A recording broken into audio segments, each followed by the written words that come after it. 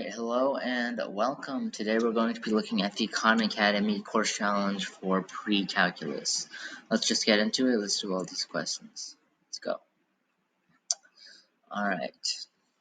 A pick 4 lottery game involves drawing 4 numbered balls from separate bins, each containing balls labeled from 0 to 9.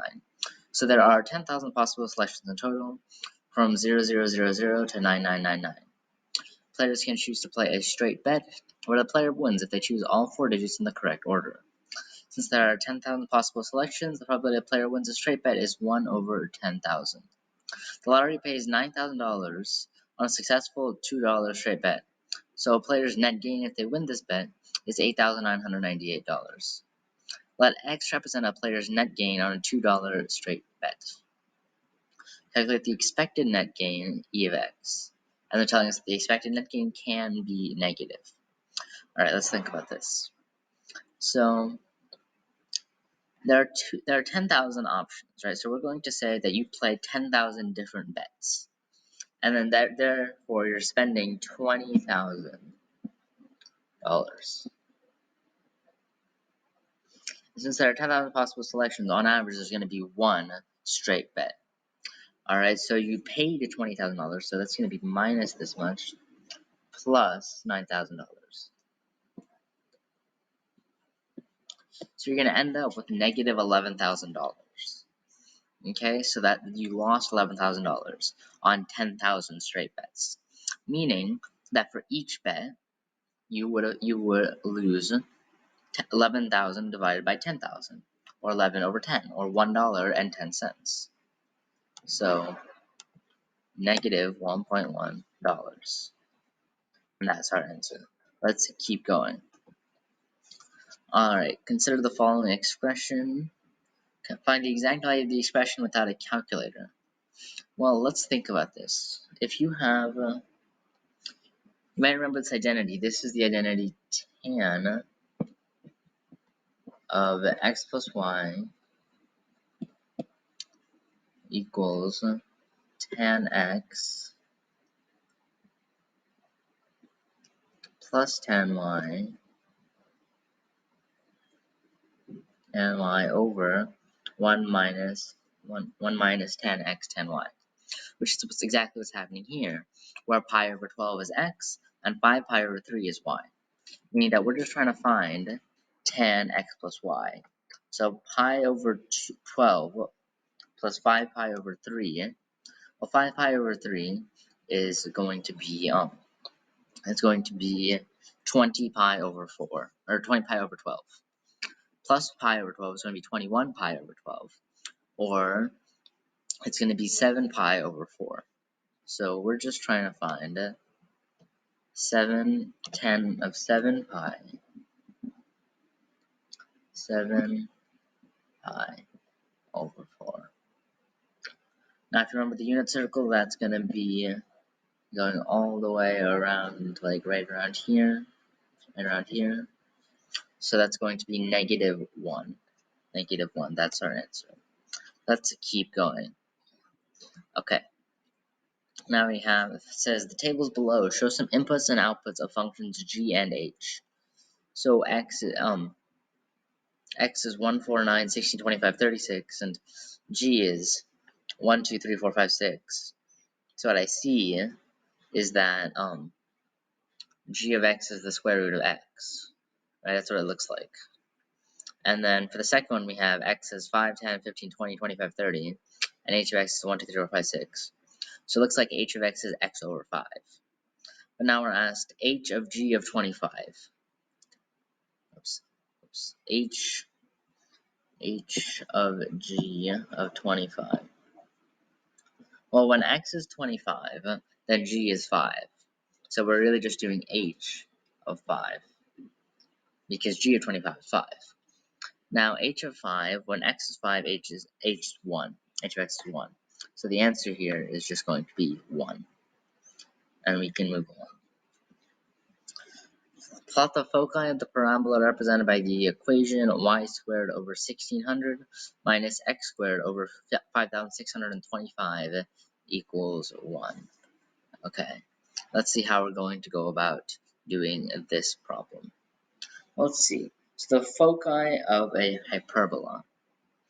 Alright, so the foci, well, there's going to be a distance, same distance away from the center. So the center is right here at 0, 0, the origin. And we know that that this right here is a squared. This right here can be called b squared, right? And what we're trying to find is the focus, the distance from the focus to the origin, which is going to be c. And we know that c squared for a hyperbola equals a squared plus b squared. So a squared plus b squared is going to be 7,225. Square root of 7,225 is going to be 85. 85, right? Yeah, 85. So C is going to be 85 distance away from the center. So 0, 0, up 85 because the same direction as where the vertices are, which is 40 and negative 40. And then we have negative 85 down here. And those are 2 points. And we can keep going. Write the equation of the hyperbola graph below, whose vertices and foci are marked. Okay, so we have, this is a sideways parabola, right? So we have, what do we have here? So in the last question, we said that it was, actually I don't remember what we said in the last question, but that doesn't matter. So here it's going to be going back in the x direction, so I think it's going to be x squared over that 64 minus the y squared over, well, 10 squared minus 8 squared is going to be 6 squared, or 36. 36. That's going to equal 1. Does that fulfill this? Well, let's see. We have a point on negative 8, 0. So we plug in the negative 8, we plug in the 0, and that works out. Okay, now we also have 8, 0, but we can plug that in. Any other points we have, like, let's see, 9, 3. Does that work? 9, 3. I don't know if that works or not. It seems like it should be close, right? So yeah, it would be pretty close. So 9, 3, yeah, this is our hyperbola, right there. That's our equation. So let's move on to the next question. All right, now Blackjack. We're talking about Blackjack now. It's a popular card game where cards that are assigned various point values. Face cards and tens are the only cards worth 10 points. Each round begins with the player being dealt 2 cards. Table below is a partially complete probability distribution for the random variable y, where y is the number of 10-point cards the player gets at the beginning of the round. Find the missing probability in the table. Well, you only really have a couple options. Either you can get 0 face cards, or either you can get 0 10-point cards, or 1 10-point card, or 2 10-point cards. So those 3 probabilities have to add up to 1. So we're going to get our calculator out. We're allowed to use our calculator. And then 0.475 plus 0.09. That's probability of 0 or 2. Now probability of 1 is going to be everything else. So 1 minus that. And that gives us 0.435. And we can keep going. Find the following trigonometric values, express your answers exactly. Okay, so on the unit circle, if I'm thinking about that, then well, 5 pi over 4 is pi plus a pi over 4. So we're really just going to go full pi. So now we're both in the range where both the sine and the cosine are going to be negative. And we're also going pi over 4 more. So we know that we're going to get like root 2 over 2 for both of them. Right, we know. So that's going to be a negative square root of 2 over 2. And the same thing here. Negative square root of 2 over 2. We have that for both of them, and that's our answer. Let's move on. All right. Okay, now we're just told to add. Okay. Well, what can we do here? Well, the first one we have 8x over x plus 7 times x minus 7, factoring. And then second one we have 5 over it's going to be 5 over x plus 7, no, x minus 7,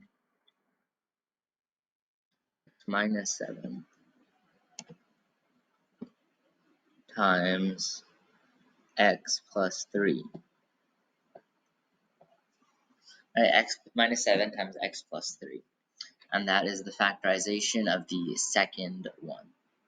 Okay, so now we can multiply the first one by x plus 3, the second one by x plus 7, and then we combine them. So x plus 3 times 8x is going to be 8x squared plus 24x. And then 5 times x plus 7 is going to be 5x plus 35, meaning that in total we have 8x squared plus that 24x plus another 5x, so 29x plus 35, and that is going to be over x plus 7 times x minus 7 times x plus 3. And they told us we can leave it factored for the denominator, so that's what we're going to do. Alright, and that is our answer. Let's move on. On the following unit circle, theta is in radians. Let a calculator evaluate the following expression to the nearest hundredth. Okay, what are we doing here? So sine of negative theta. Well, negative theta is going to be something like right here. Something like that. I know that's kind of messy. But sine of that is going to be the height, which is going to be the negative of this, or positive 0.96. As sine of 2 pi plus theta, well, how does that work? Well, 2 pi just goes around the entire circle. So if we're doing so if we have a unit circle, right, and we have theta, and we're just going 2 pi around the circle, we're just going to come right back to where theta is. So sine of 2 pi plus theta, or anything of 2 pi plus theta, is the same as that something of theta. So we have sine of 2 pi plus theta, sine of theta, which is negative 0.96. And we can keep going to the next question. Alright. Let f of x equals 8 times x to the n plus b times x to the 5 plus 36 over c times x to the m minus d x squared plus 9, where m and n are integers and a, b, c, and d are unknown constants. The following is a graph of f of x. Okay. What do we got here? So how are we going to determine how this graph is going to look like? Well, there's a couple things that we can think about, right? So if n is greater than m, then this thing is going to go to infinity. Negative, either negative or positive, like we really don't know, but it is going to go to some infinity. Meanwhile, if m is bigger than n, it's going to go to 0, right? Now, what do we know for sure? Well, we know that we have a b times x to the 5, so we know that the function is not going to be an even function. And we have a dx to squared, meaning the function is not going to be an odd function either. Right, so we see something like, right here for b, we see that it's an even function. That's not going to work. No, b doesn't work at all. I can't really color on there. But b is not going to work because it's an even function, and we know ours is not an even function. This is also an even function, if you see it, right? We have the same thing on both sides. This does look a little bit higher than that. I don't know if they meant to do that, or if it's actually how it's supposed to be. But either way, yeah. So I don't think it's going to be D either. Right, so what else can we work with? What else can we work with here? Well, we know that when x is 0, we're left with 36 over 9. So that's going to be 4. So y is 4 when x is 0.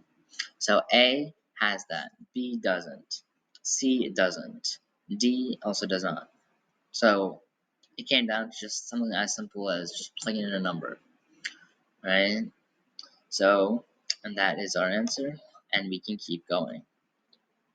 So the following graphs can represent the hyperbola x squared over 9 minus y squared over 24. 5 equals 1.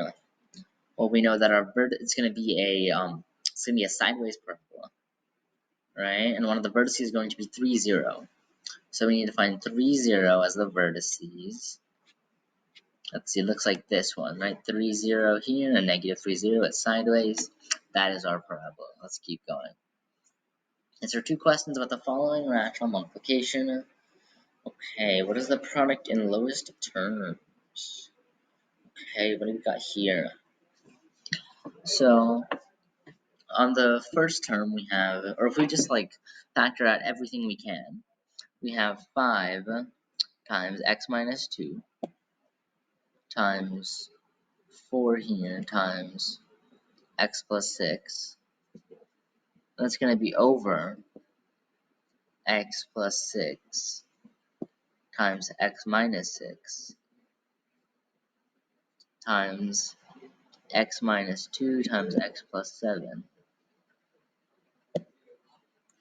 So this is going to cross out with that. That is going to cross out with this. And we are going to be left with 20 over x minus 6 times x plus 7, or x squared plus x, whoops, plus x minus 42. Alright, what values of x must we exclude from the domains of the expression? Well, we can't include x minus 6 and x plus 7, so we cannot include minus 7, we cannot include plus 6.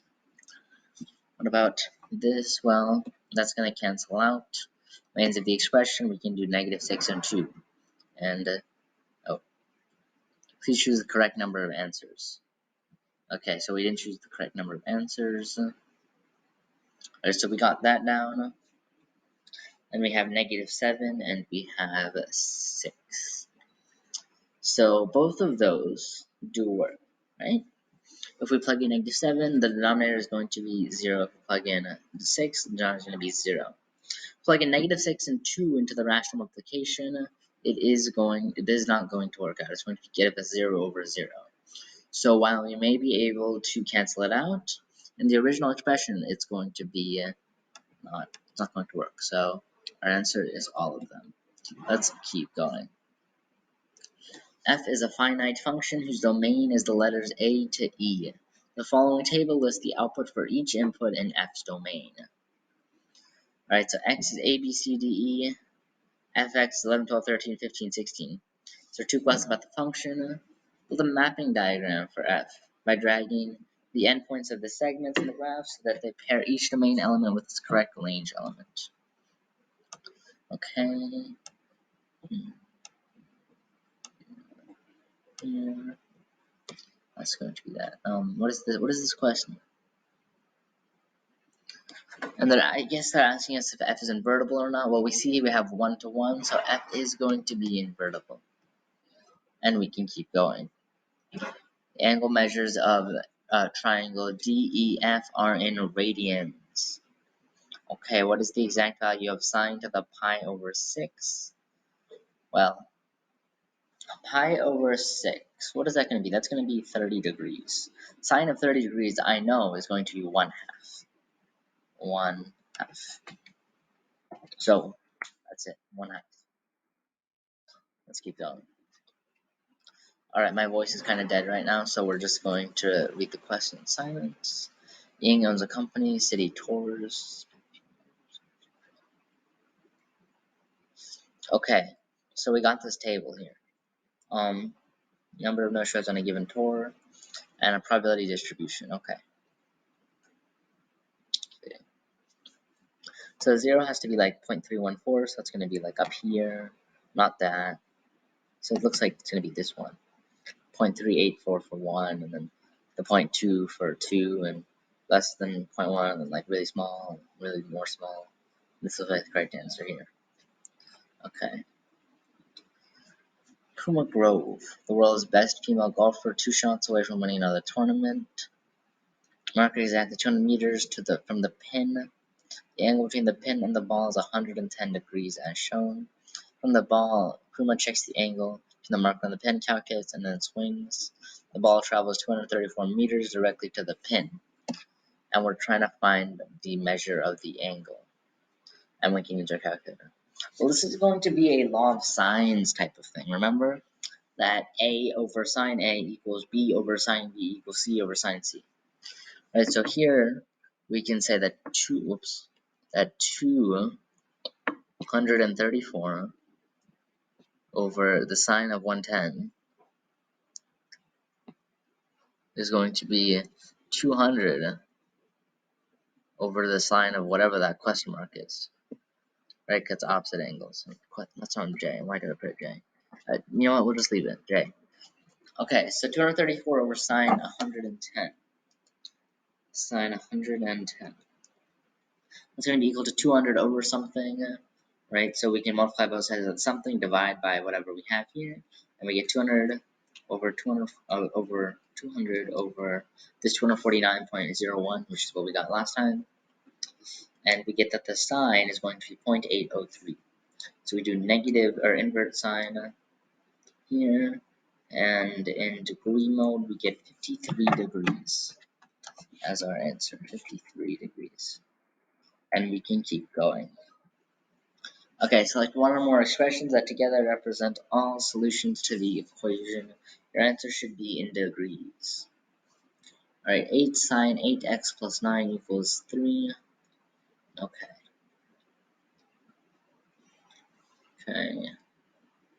We're going to subtract the 9 from both sides. We're going to divide the 8 by both sides, and we get sine of 8x equals negative 3/4. We'll take the inverse sine of negative 3/4. Negative 3/4.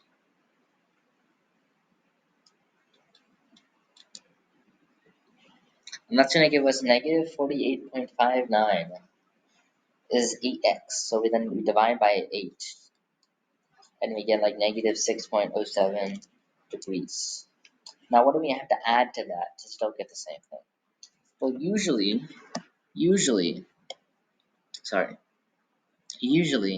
we would have, where would we have a negative 3/4 as our height? Well, we would have it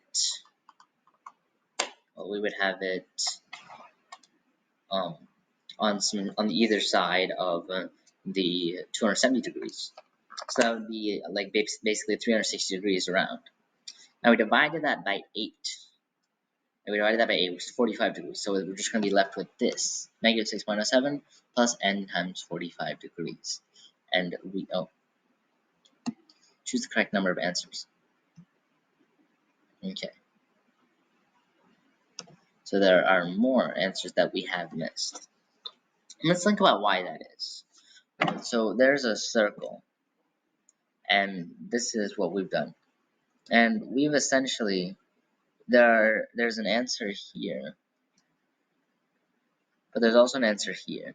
Right? We've only gotten this one because that's how the inverse sine works. That's how the function works. And we only got that one. Now there's another one that we haven't got yet. Right? Now what would that be? Well, let's think about this, right? So we got negative 48 degrees. So in terms of just like regular degrees, that's going to be 311 degrees. Now that distance from 311 degrees to 270 is going to be the same as 270 to the other one. So 311 minus 270 is going to be 41 degrees. 270 minus that 41 is going to be 228 degrees. And that is going to be our other one. Right? Now, 228, we can do 360 minus, or that minus 360, we get negative 131. Dividing by the 8, we get negative 16.43. We still have the times 45 degrees to be divided by 8, and that is our answer. Let's move on. The following are all angle measures. Cosine is 0.30, which is the principal value of negative cosine 0.32. What do we mean by principal value? Okay, let us draw a unit circle. Unit circle. We seem to like unit circles a lot. Now, if you're taking an inverse sine or an inverse tangent, for principal values, we're only going to use this side. Right, that's where your calculator is going to spit out. It's only going to spit out first quadrant and fourth quadrant values right there in that red area. Now, if you are not, if you are not dealing with, if you're dealing with cosine, then you're only going to be, the principal value is going to be up here. So essentially, we're just trying to find a value that's of radians in between 0 and pi. 0 and 3.14. The only one there is 1.25. That's the only one in that range, so that is our answer. And we can keep going. Average value of these two imaginary numbers, when we add them together, we get -2. That's it. I's cancel out, and m becomes -1 because we have to divide by 2. And we can move on. Consider the matrix transformation. The transformation is performed on the following rectangle. What is the area of the image of the rectangle under this transformation? Well, let's figure out the determinant here. Right, that's what we gotta do, the determinant. The determinant of this, if I remember correctly, the determinant is going to be, if you have A, B, C, D, it's going to be AD minus BC. I think that's what it is. 48 minus 28 is going to be 20. The area of this rectangle is going to be 4 times 7, 28. 28 times 20 is going to be 560. 560, and that should be it. And we can keep going. Which ellipse is represented by the equation x minus 3 squared over 25 plus y minus 6 squared over 16 equals 1. What do we know? We know that the center is going to be 3, 6. That's the center. We know that the major axis is going to be horizontal, and it's going to be length 5. So it's going to go to 8 and to negative 2, -2 to 8. And the minor axis is going to be vertical, and it's going to go 4 away. So 2 to 10. So this one looks like it. This one looks like it fits pretty well. This one is on the wrong side, 3, 6, right? So that is also wrong. That's wrong. Our thing is up here, and whoops, and we can keep going. Pizza shop delivers one kind of pizza, $10. Cost of the pizza shop $6. Pizza shop has delivery policy. Says the pizza takes longer than half an hour. No charge. Experience has shown that delivery takes longer than half an hour only 10% of the time. Okay, the random variable x be the pizza shop's profit for a randomly selected delivery order for one of these pizzas. Here's the probability distribution for x. Let's calculate the mean of x. It's kind of like the expected value, isn't it?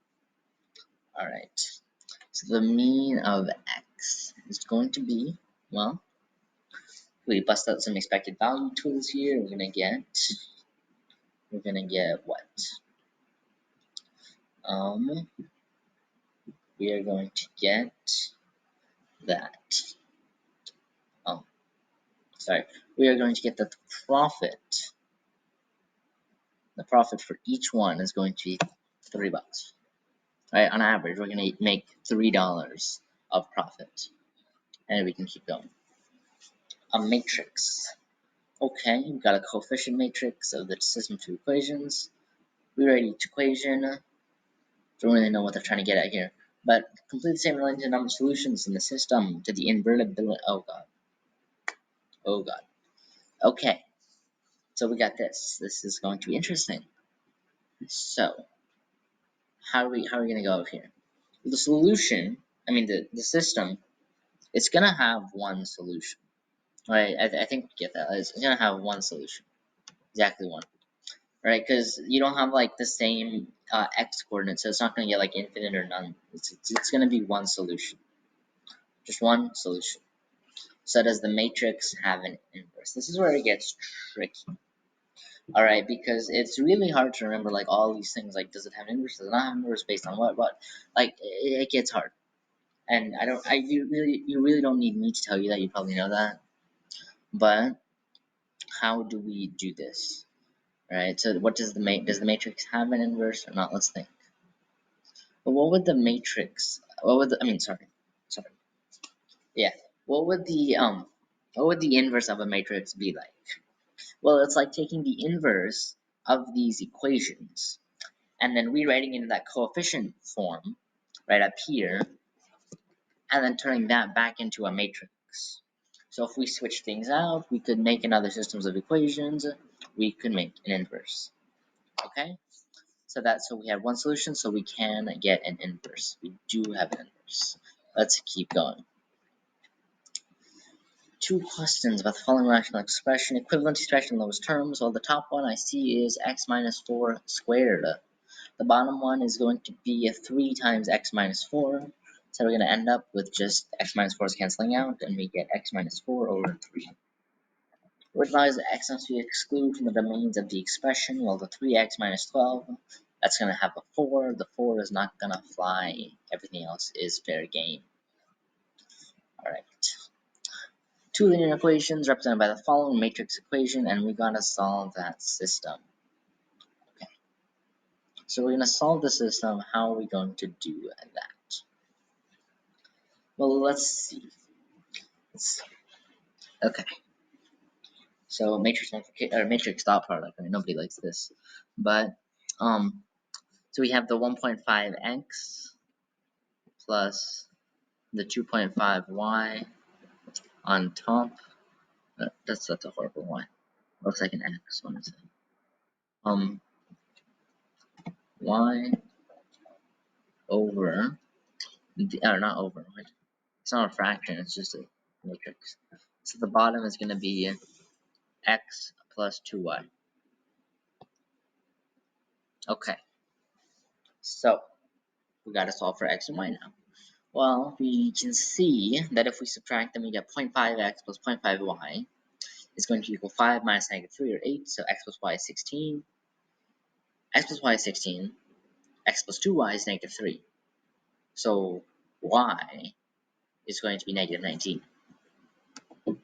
Negative 19. While x is going to be, well, x plus y is going to be 16. So it's going to be 35. And you can test this out on here, right? Like you can plug in the 35 and the 1.5x and the 19 and the 2.5y, and you'll end up with like 52.5 minus 52.5 minus like 40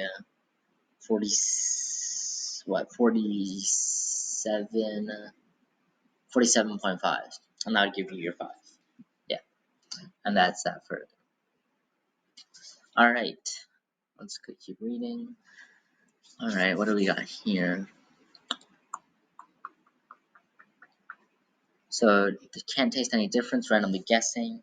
However, that Adina's correctly guesses identified each of the 3 cups of water. Right, and here we get some notation, because notation, I mean, nobody likes this, but like, okay, so what are we going to do here? Well, of course, we have permutation combination, right? So the first one is just 1 over 3 permutation 3.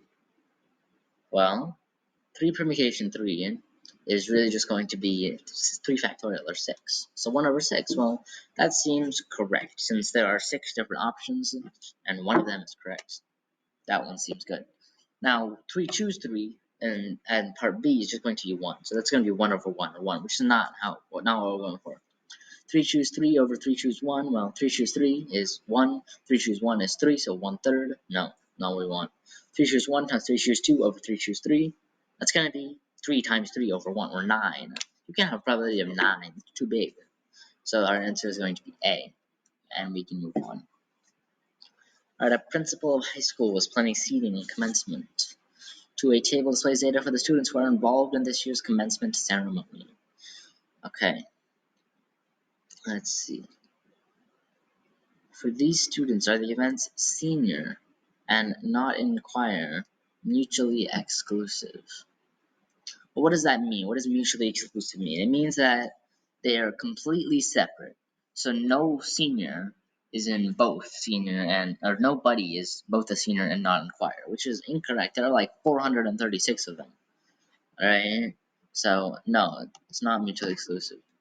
I'm probably that a randomly selected senior from this group is a senior or is not in choir. Well, let's see. So our total is 180 down here. Our ones for a senior are going to be here. and our ones for non-required are going to be like this. So we just add up, what, 23 plus 436 plus 3 plus the 0 over the 480 is going to be 0.9625. And that is our answer. Let's keep going. Mice A and B each went on a quest to find food. The displacements by the end are represented by vectors A and B respectively. Which option best describes the meaning of the following statement? Mice finished at the same distance from their starting points, but not necessarily in the same direction. Same distance, same direction, or the mice walk the exact same path? But what do we have? We have those bars, meaning, you know how you have like absolute value? This is the kind of the same idea. Right? Absolute value is essentially just saying the distance from the origin, or from the 0, the center of the number line, right? Now, when you have like a graph like this, and you have a point here, right, like over here, and you want to find the distance from that point to the origin using like the Pythagorean theorem or distance formula, then that is what you have the two bars. It's the distance from the origin. So it's the same distance from their starting point. This said nothing about direction, right? These aren't vectors, those are scalars. If you put the bars, it makes it a scalar. Right? Those are just numbers. They have no direction whatsoever. A with the line over it has a direction. You put the bars, no direction. Right? Same distance, not necessarily the same direction. We don't know anything about the direction. And then you have u of negative 10, 7. Find the direction angle of u. Enter your answer as an angle in degrees between 0 and 360 degrees round to the nearest hundredth. Okay. Direction angle of u. Well, how we can do this? Well, negative 10 and then 7. So with 10 here, we have 7 here. And we're trying to find this angle. So I'm going to find this angle right here and then just 180 minus that. So that angle is going to be inverse tangent of 7 over 10. It's going to be roughly 35 degrees. And then we have 180 minus that. And you're going to end up with a 145.01 degrees. And we can move on to the last question. Equation of the ellipse, and we'll get asked for the foci of the ellipse. Well, the center is going to be 1. Center of the ellipse is going to be 1, 0. And the foci, well, in an ellipse, the foci is going to be the bigger number minus the smaller number and take square root of. That's going to be square root of 9, which is going to be 3. And, well, the major axis, the one that's bigger, is going to be in the y direction. So we're going to go 3 up and 3 down. 1, 3, and 1, negative 3, which is going to be choice C. And we check that, and that is going to be the entirety. That is going to be the entirety of this video. We've just done the entirety of the Precalculus course challenge. I hope you learned something from here. I hope you enjoyed the video, and I hope this will help you in your journey on Precalculus and beyond. And I'll see you next time.